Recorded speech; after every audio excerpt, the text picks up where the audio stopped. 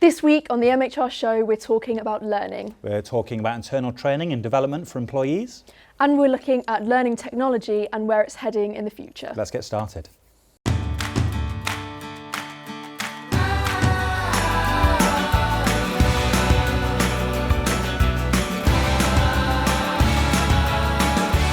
So Andy, this month at MHR we're talking all about learning. It aligns really nicely with the work that we're doing with the Telegraph for our World of Work 2050 series. The topic there is why workplace learning is essential and all about nurturing curiosity.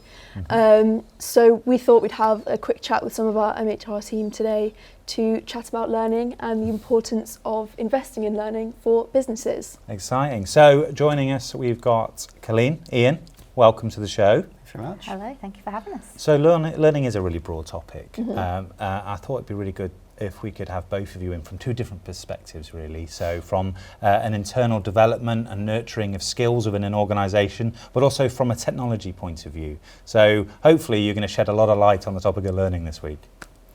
We hope so. So Colleen, you've recently joined MHR's Learning and Development team. And you've got a background in education as well. Could you tell us more about the work that you do?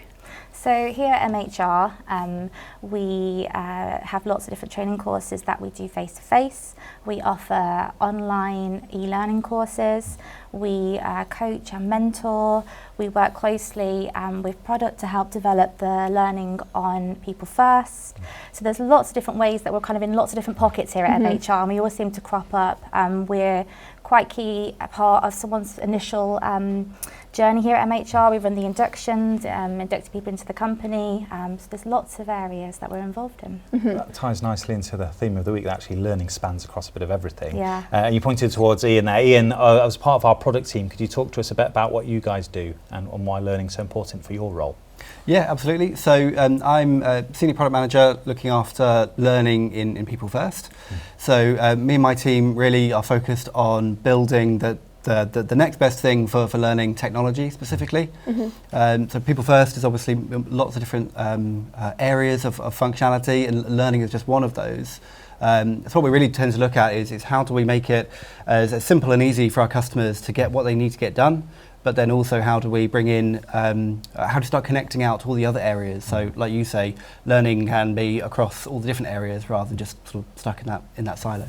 Okay, so actually, with both of you, we've got a perspective actually what it is to train and develop our own staff, but actually what technology is trying to do to improve that. So maybe we'll solve that today with both of you. That's what we'll try and do. So, Colleen, if we come to you first, what do you think are the skills that employees are wanting to develop and build on? What skills are businesses looking for when they're hiring? I think when we've been looking at training recently, what we've seen a lot of over even like looking on LinkedIn, looking online, but even from our own employees, they want some emotional intelligence training. There's a lot around emotional intelligence at the moment and what that can offer you as a business. It helps with those interpersonal skills. It helps with building open communication channels and teamwork and collaboration. And I think it's quite important for personal development, but also actually for the businesses and the organisations that you're within to have that emotional intelligence to work with each other to, I suppose, make everything harmonious at work as well. Yeah, that's good, because one of the things we've been discussing this month is actually it's not just about being good at your role, it's feeling like you're developing as a person in your work as well. That makes you want to stay at a business because you feel invested in, right? Absolutely. I think when you kind of, if we're talking about nurturing that curiosity of individuals, when your employees are curious about things, they want to go and seek that development, they want to drive their own learning and that independence. And those people who are quite curious in their roles tend to go above and beyond their job descriptions maybe. So actually they seek innovation and they want to problem solve and they want to grow and learn and develop. And that's really important that we're supporting those individuals within the company. And Ian, then with your role, how can technology support this skills development? Yes, I think there's a really big part to play when we're combining sort of the technology along with what we're trying to really achieve with our kind of learning efforts. I think what's interesting is what you said there, Colleen, about emotional intelligence being kind of number one kind of skill people are looking at the moment. And we talk about technology, and everyone's talking about AI all the time. But actually, the interesting part is such the the hot topic of people wanting to learn is about the real human skills and the emotional intelligence, which I think really goes to show how much of a really big part there is to play there for not just palming everything off to machines and AI, but actually the part that the human has to play in the mix of it all.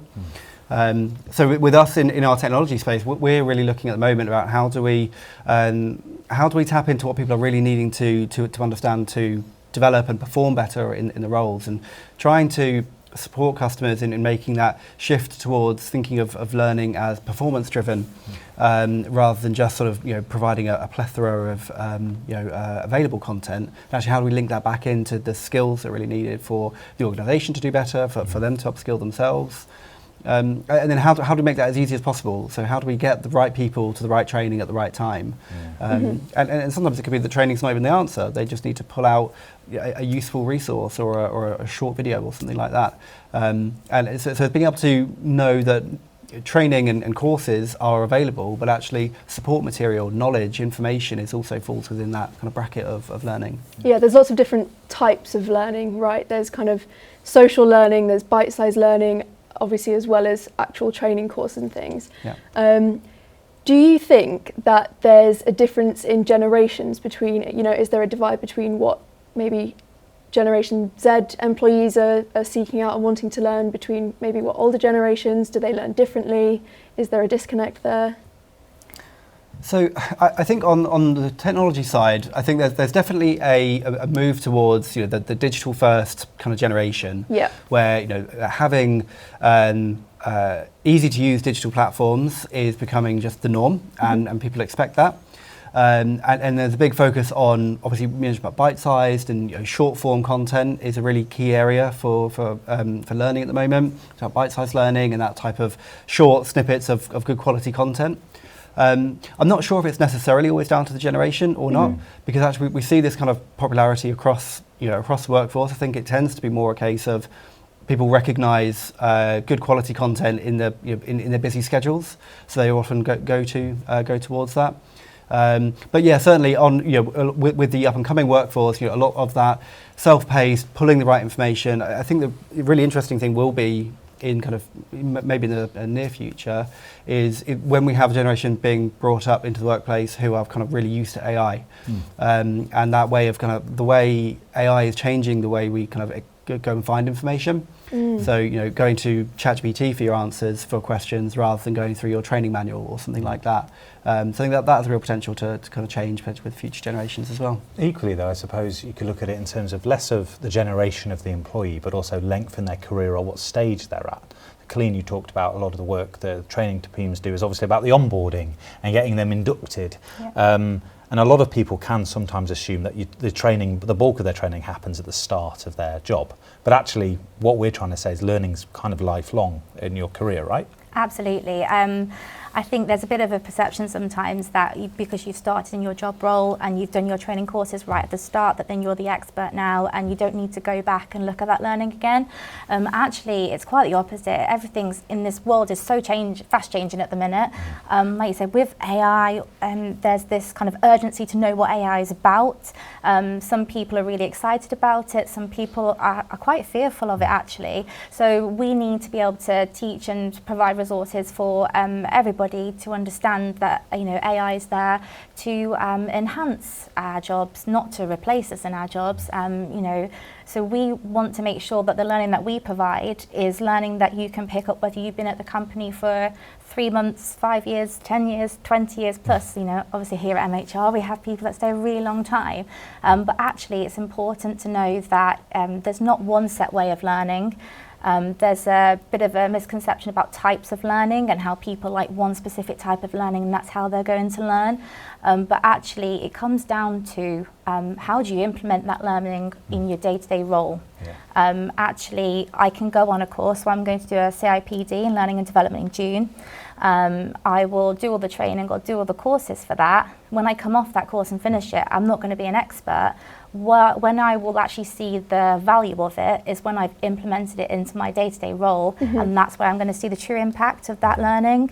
So I feel like actually learning shouldn't just happen at one point in your life. We do need to continue learning. learning, we do need to continue that growth and keep upskilling ourselves because everything's changing all the time. I think that's kind of where the kind of technology side can really help with that as well, because I think for so often, for so long, learning as a technology purchase has always kind of sat on its own, in its own sort of system elsewhere, and that's where you go to get to do your training.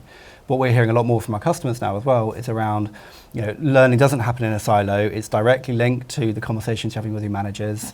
The impact of learning is directly linking out to retention, absence rates, morale, and actually having that kind of all-in-one approach to that really supports that type of approach of learning, affecting much more than just sort of turning up to the training and getting a certificate. Absolutely.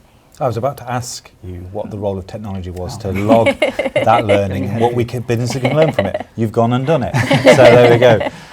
Amazing. We could talk for hours on this. And to be fair, MHR, like you say, Bella, is talking about it all month. So there's a lot on our Knowledge Hub where we're releasing information about our own learning products, tools and tips that businesses can take to help continually learning and adopting a skills-based approach to what we're doing.